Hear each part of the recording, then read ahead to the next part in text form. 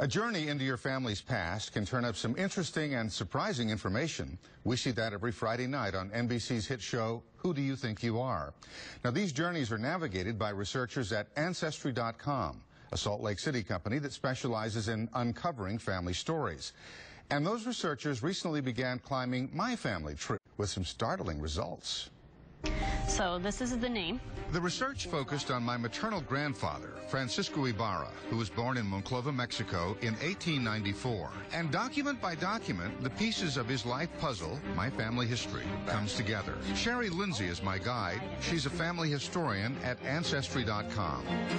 My grandfather died in 1970, and the only pictures that survive his 75 years show him late in life, exactly as I knew him. But turns out, what I knew of him back then is quite different from what I know of him now. He had a good reason to be getting out of Mexico. I knew Francisco was nearly caught up in the Mexican Revolution of 1910.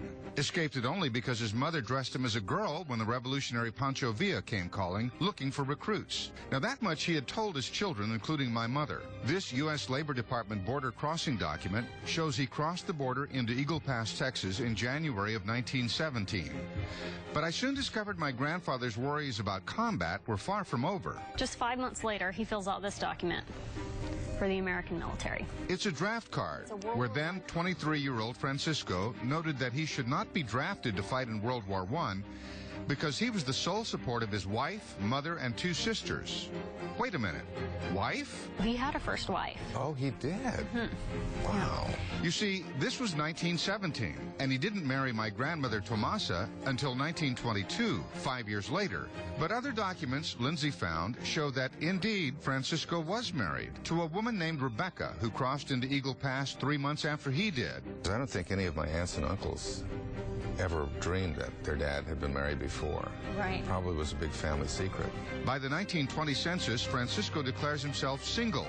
So what happened to first wife Rebecca? We're not 100% sure what happened to her, so we don't know if she decided Texas wasn't the place for her and she went back to Mexico, or if she died. It's a mystery that may go unsolved, a surprise leaving a blurry snapshot to my grandfather's early life. Here we see Francisco and Tomasa and their 7 children, 2 sons-in-law and 1 daughter-in-law, circa 1947. My mother's baby bump in this picture is me, and there's my dad, who is now 84.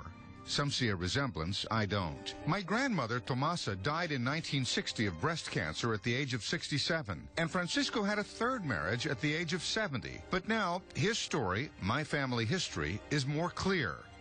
A trip way up my family tree, showing a surprise branch no one ever talked about.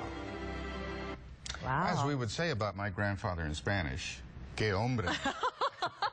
Oh, Bill. That's one way to look at it, right? That's amazing. So you asked, I know recently you got together with your family. You asked them, nobody really had ever heard of this? I didn't bring it up. You didn't?